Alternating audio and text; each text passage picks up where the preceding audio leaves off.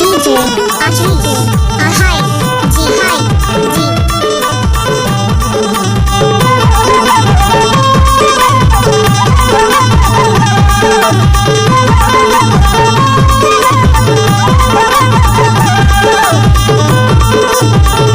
DJ Ajit Hi Ji Hi Ji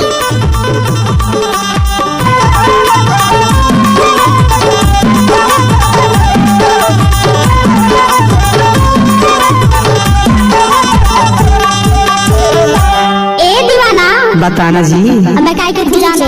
अच्छा बता तो। बोला सब सर बिल्कुल नहीं रहा से यार। काबर वो? काबर बताओ।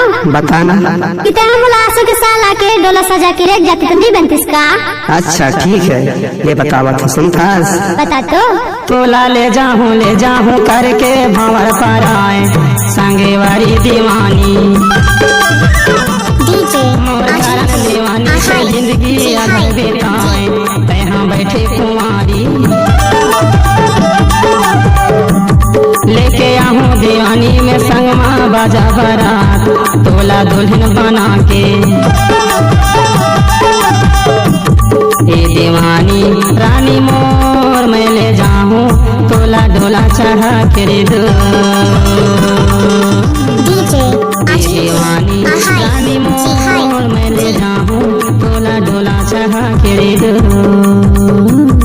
बोला ले जाबे करके भंवर पर संगे वारी दीवाना। पूरी करम दीवाना तो जिंदगी अपन बिताओ मैं यहाँ बैठे कुंवारी। लेके आजा DJ Ajit Hi Ji Hi Ji बना के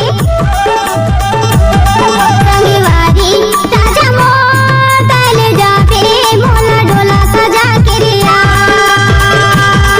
संगे वारी राजा मोर ले जाबे मोला डोला सजा के रिया। DJ Ajit Hi Ji Hi Ji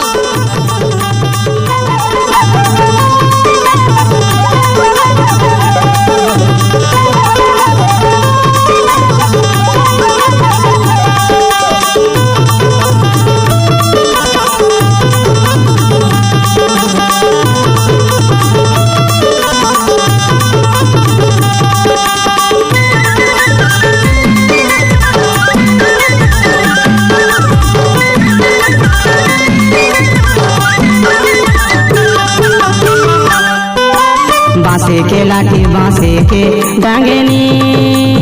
DJ Ajit Hi Ji Hi Ji हाँ बांसे के लाठी बांसे के डांगनी तोलाया पाने बना हो पा तेरे लिए। ऐसे